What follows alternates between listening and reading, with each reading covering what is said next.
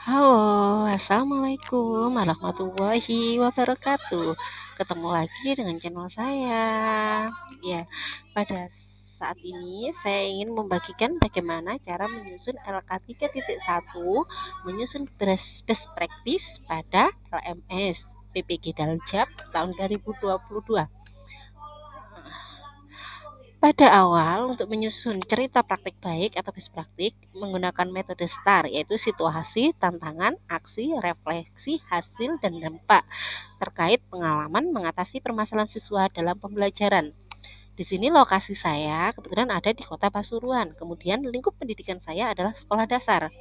Tujuan yang ingin dicapai. Untuk mencapai tujuan yang ingin dicapai ini, cara mengisinya adalah kita bisa mengambil dari analisis permasalahan yang tugas pada LK yang lalu, LK.1.1 nggih. Kemudian silakan diisi yang penulis. Kemudian tanggalnya juga diisi tanggal ketika kita PPL. Nah, untuk yang pertama yaitu adalah situasi. Situasi adalah kondisi yang menjadi latar belakang masalah. Mengapa praktek ini penting sekali untuk dibagikan dan apa yang menjadi peran serta tanggung jawab Anda dalam praktek ini.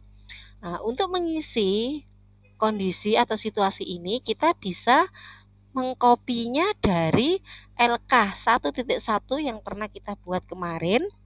Silakan dibuka di LK1.1-nya. Kemudian pada kolom analisis identifikasi masalah, silakan dituliskan latar belakang masalah dari praktek pembelajarannya. Ya. Setelah itu kita menjabarkan, mendeskripsikan mengapa praktek pembelajaran ini sangat penting untuk dibagikan. Silakan ditulis juga. Kemudian yang terakhir dari pertanyaan nomor 1 situasi ini adalah kita menuliskan peran dan tanggung jawab saya dalam praktek pembelajaran ini sebagai apa.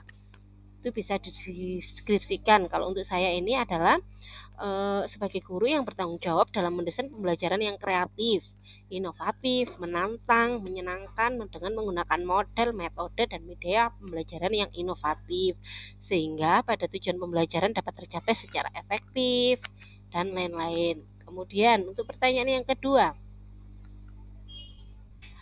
tentang tantangan. Nah, tantangan ini kita mengisikan apa saja yang menjadi tantangan untuk mencapai tujuan. Kemudian kita juga disuruh untuk menuliskan siapa-siapa saja yang terlibat.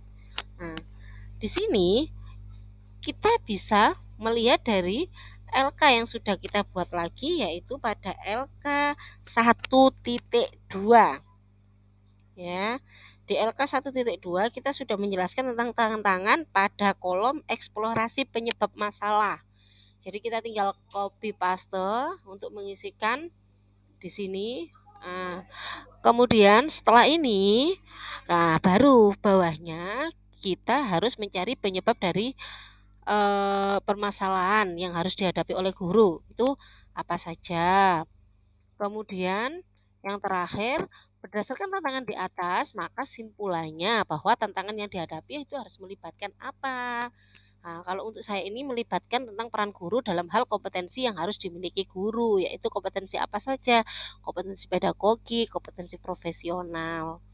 Kemudian pada kolom yang ketiga, yaitu adalah aksi. Dalam aksi ini kita diminta untuk menjelaskan langkah-langkah apa yang harus dilakukan untuk menghadapi tantangan tersebut, untuk menghadapi tantangan yang di atas tadi.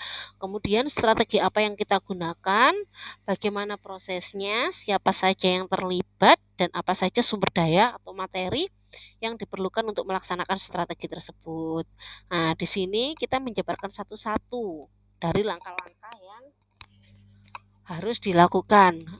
Langkah-langkah yang saya lakukan di sini ada 3 langkah, yaitu pemilihan media pembelajaran, pemilihan model pembelajaran, dan yang ketiga adalah meningkatkan keaktifan peserta didik.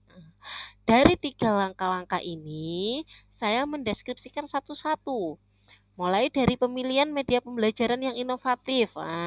Di sini saya tulis berdasarkan kajian literatur apa, kemudian bagaimana proses pembuatan medianya, kemudian sumber dayanya. Kemudian yang kedua juga gitu, Pemilihan model pembelajaran sama, dimulai dari strateginya, kemudian proses pemilihannya, dan yang terakhir juga sumber dayanya. Begitu juga untuk yang nomor 3, meningkatkan keaktifan peserta didik itu juga strateginya bagaimana, prosesnya juga bagaimana, dan terakhir sumber dayanya juga bagaimana.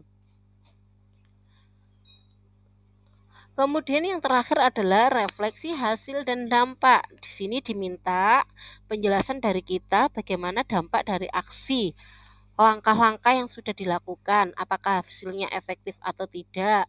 Kemudian mengapa, bagaimana respon orang lain terkait dengan strategi yang sudah kita lakukan, apa yang menjadi faktor keberhasilannya atau ketidakberhasilannya dari strategi yang sudah dilakukan, apa pembelajaran dari keseluruhan proses tersebut. Di sini kita diminta mendeskripsikannya, mulai dari dampak dari aksi langkah-langkah yang telah dilakukan.